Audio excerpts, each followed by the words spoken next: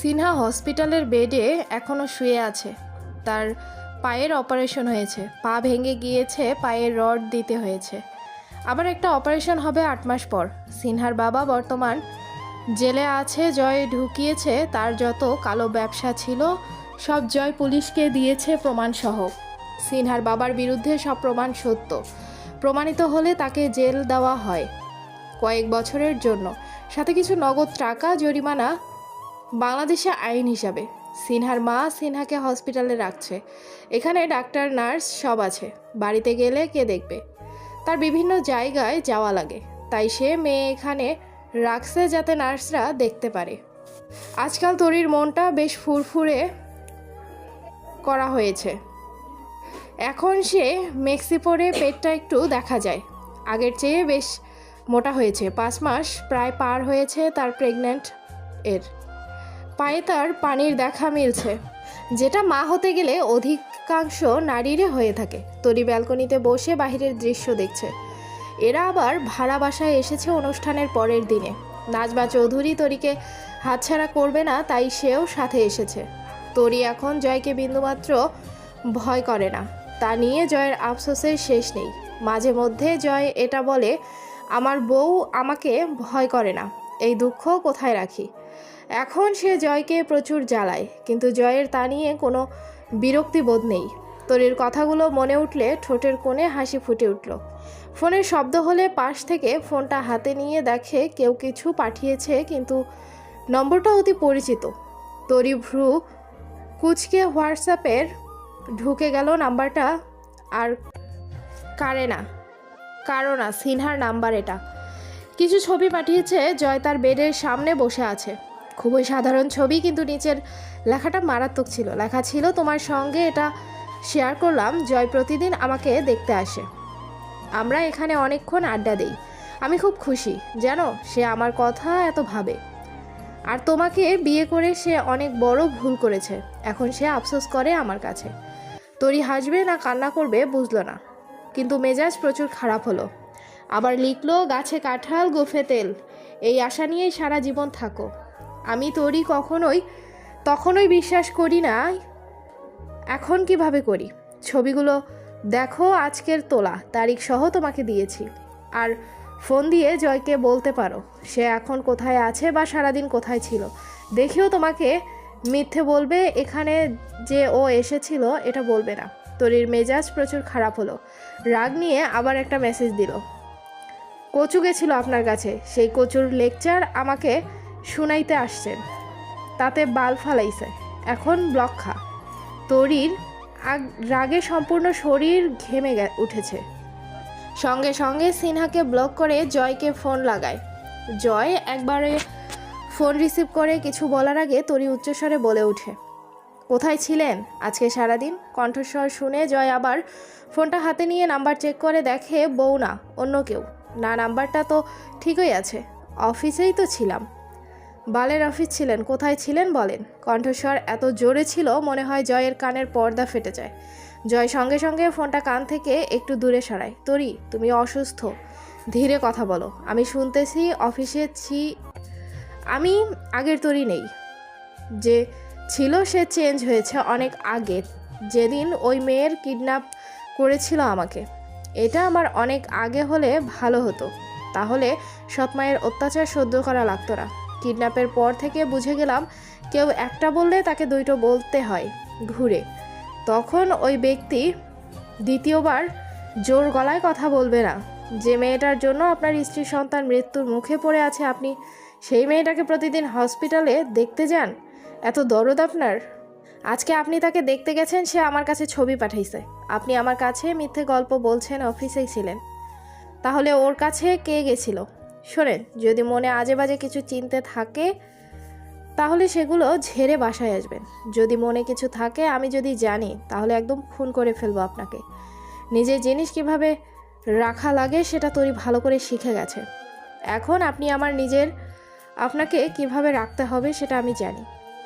আমার মৃত্যু আপনার মুক্তি, বুঝতে পারছেন? বলেই তরি ফোন কেটে দিয়ে সিনহার নাম্বারে ঢুকে স্ক্রিনশট নিয়ে জয়ের ফোনে পাঠিয়ে দেয়, মেসেজ সহ। দিয়ে ফোনটা ছুঁড়ে মারে চেয়ারে সেখানে থেকে ফোনটা নিচে পড়ে যায়। এইদিকে জয় কান থেকে ফোন একটু দূরে নিয়ে কথা বলছিল। কথাগুলো বেশ মনোযোগ সহকারে শুনছিলাম। তার বউটা তাকে নিয়ে কি ভাবে। কিন্তু শেষের কথাটা কলিজা কেঁপে উঠল। তার মৃত্যুই নাকি জয়ের মুক্তি। ভাবা যায় কত বড় কথা। এর কথার মূল্য তোমাকে দিতে হবে তরি। তুলে রাখলাম এটা। সে বাড়ির দিকেই যেতেছিল। রাফিরা সঙ্গে আছে তাদের দিকে তাকিয়ে বলে, রাফি গাড়ি ঘুরে আর একবার হসপিটালের দিকে চল। শালি আবার ঘরে আগুন লাগাইছে।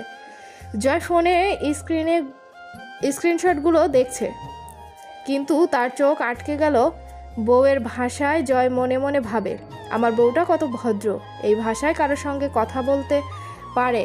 আহারে, আজকে ঘরে ঢুকতে দেবে তো যে আগুন হয়ে আছে।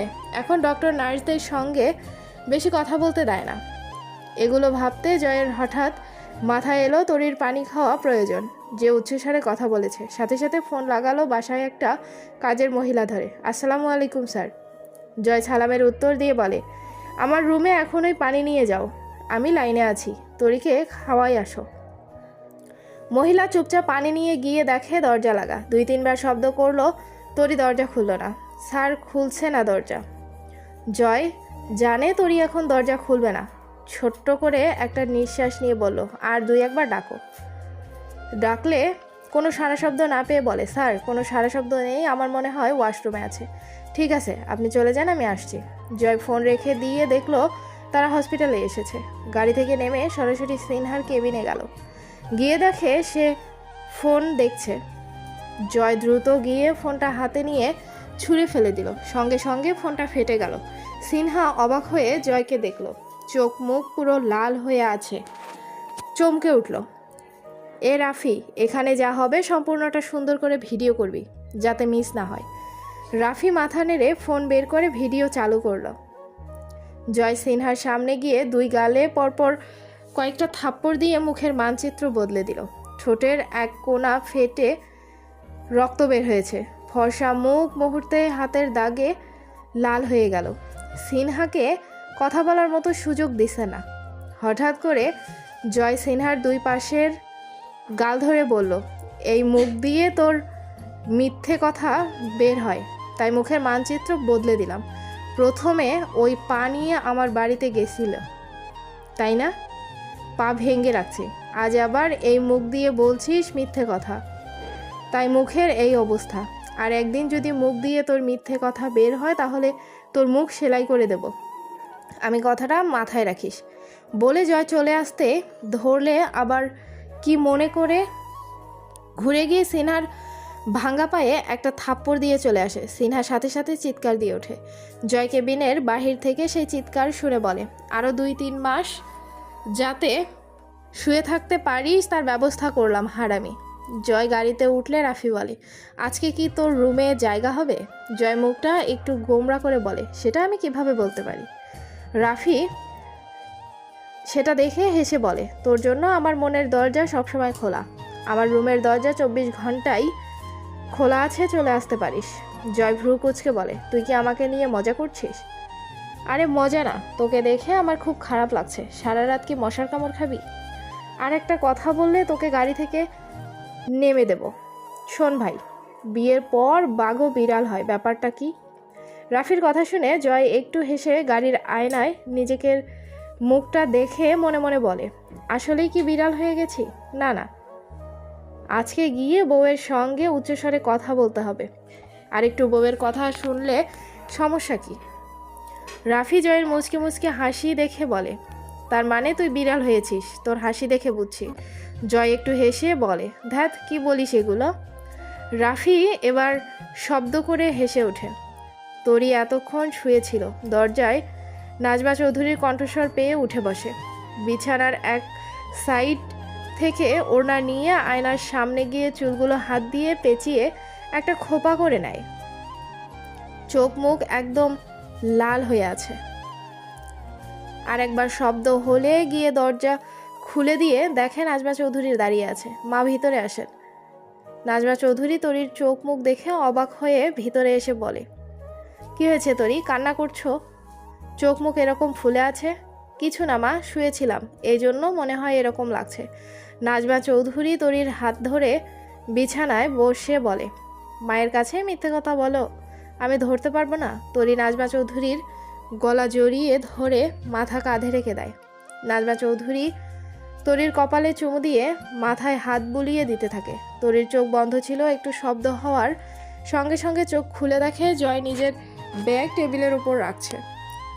তার তরির দিকে নজর, দুজনার চোখাচোখি হলে তরি দ্রুত অন্যদিকে নজর দেয়। তা দেখে জয় অসহায় দৃষ্টিতে তাকায়। তরির বুঝতে বাকি রইল না জয় তার মাকে এখানে নিয়ে এসেছে যাতে দরজা খুলে দেয়। তরি মনে মনে হেসে উঠল। এই লোককে আর একটু সোজা করা যাক এই সুযোগে। তরি নাজমা চৌধুরীকে বলে, মা আপনি শুনবেন আমার কি হয়েছে? হ্যাঁ বলো, কি হয়েছে তোমার? জয় চোখের ইশারায় তরিকে না বলছে যাতে কিছু না বলে। আপনার ছেলে আমাকে মিথ্যে কথা বলেছে, তাই আমি দরজা দিয়ে রাখছিলাম।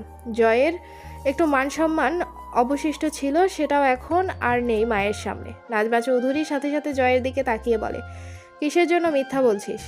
জয় তরির দিকে নজর রেখে বলে, অল্প একটু বলছি আম্মু। মিথ্যা আবার অল্প একটু হয়? এই জন্যই তরি দরজা দিয়ে রাখছে, খুলছে না। তুই আমার কাছে গিয়ে বলছিস আম্মু তরিকে একটু দেখে যাও তো, যাতে সে দরজা খুলে দেয়। আমি ঢোকার পর পেছনে তুই ঢুকতে পারিস। জয়ের মুখ দেখে তরির খুব ইচ্ছে করছে শব্দ করে হাসতে, কিন্তু পারছে না।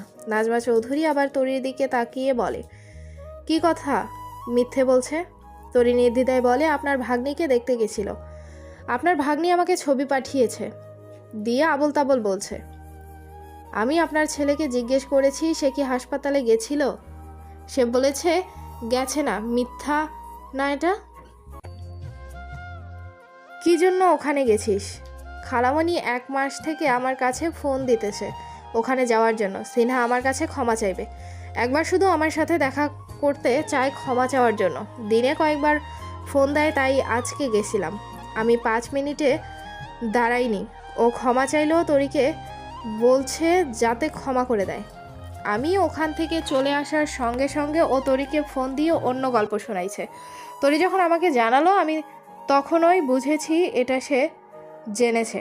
আমি কোথায় গেছিলাম ভাবছি, বাসায় এসে সব কিছু বলবো, তাই তখন না করছি এতটুকুই আম্মু। ঠিক আছে তরি, এবারের মতো ওকে ছেড়ে দাও। পরের বার থেকে ও মিথ্যা বলে বাসায় ওর জায়গা হবে না। আমি খাবার রেডি করতে বলছি, তোরা সবাই চলে আয়। ঠিক আছে মা, আমিও এখন আপনার সঙ্গে যাব। জয় চোখ গরম করে তরির দিকে তাকায়, তা দেখে তরি চুপসে যায়। তুমি এখন গিয়ে কি করবে? জয় ফ্রেশ হয়ে আসুক, এরপরে এসো, বলে নাজমা চৌধুরী চলে গেল। জয় শব্দবিহীন ভাবে দরজাটা লাগায়। তা দেখে তরি উঠে ব্যালকনিতে যেতে ধরলে জয় পেছন থেকে হাত টেনে ধরে বুকের সঙ্গে জড়িয়ে নেয়। জয় তরির মুখটা 2 হাত দিয়ে ধরে কপালে চোখে মুখে কয়েকটা চুমু দেয়। তারপর ধীরে কণ্ঠে বলে, খুব রাগ করছো?